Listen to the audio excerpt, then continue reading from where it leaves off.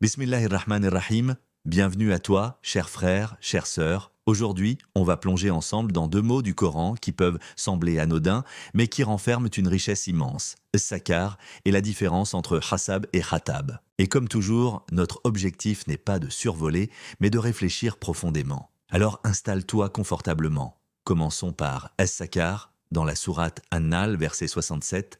Allah dit « Wa min thamarati » Traduction, et des fruits des palmiers et des vignes, vous tirez une boisson enivrante et une bonne nourriture. Mais attends, le mot sakar ici est souvent traduit comme boisson enivrante ou alcool. Et pourtant, ce n'est pas du tout ce que ce verset veut dire. Pourquoi? Parce que le mot utilisé ici, sakaran avec une ouverture de la lettre S, ne désigne pas le vin ou l'ivresse. Il fait plutôt référence au vinaigre, au miel fermenté, ou à toute substance utile tirée des fruits. Un bienfait, pas un poison. Et surtout, à la fin de ce verset, Allah précise « Inna fi dhalika la'ayatan liqawmin yarkilun » Traduction, voilà là un signe pour ceux qui réfléchissent. Un jam. Signe pour qui? Pas pour ceux qui boivent jusqu'à tomber ivres, mais pour ceux qui réfléchissent, qui observent les fruits, qui en tirent le meilleur et qui disent « Subhanallah, même le fruit fermenté devient un bienfait quand il est utilisé avec sagesse. » Alors, pourquoi certains savants ou traductions disent que sakaran désigne ici le vin? Parce qu'ils n'ont pas prêté attention à la forme exacte du mot, ni au contexte du verset. Le Coran utilise le mot khamr pour parler explicitement du vin comme dans la sourate Al-Maïda. Le mot skar ici est un nom commun positif et non un terme péjoratif.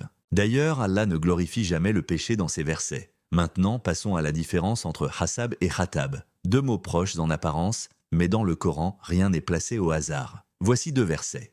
Sourate Al-Anbiya, verset 98.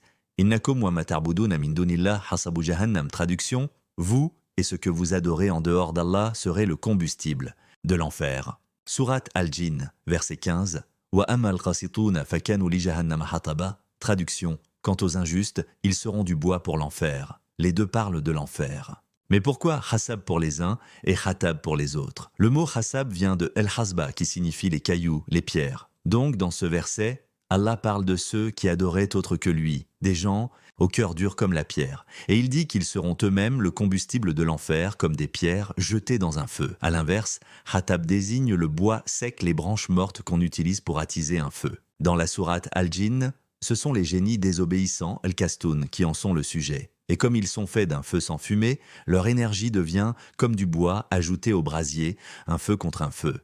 Il y a même un verset très connu sur cela. Wamra'atu hammalat al-hatab, sourate al-Masad, verset 4 traduction, et sa femme la porteuse de bois.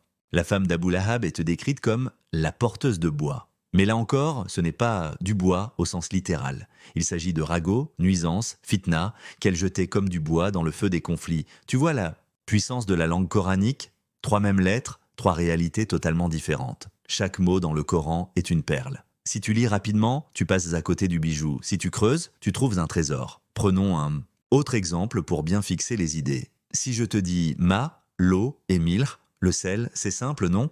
Mais dans la sourate Al-Furqan, Allah dit wa huwa alladhi maraja al-bahrayni hadha 'adbun furatun wa hadha milhun ujaj. Traduction, et c'est lui qui a donné libre cours aux deux mers, l'une douce et agréable, l'autre salée et amère. Il ne parle pas que de l'eau physique, il parle aussi de deux types de personnalités, une douce et bénéfique, une autre amère et nuisible.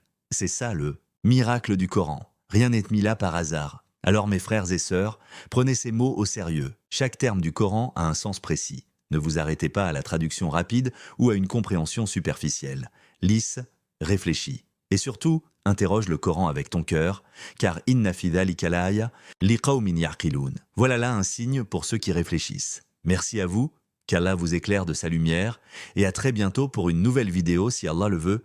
Wassalamu alaikum wa rahmatullahi wa barakatuh.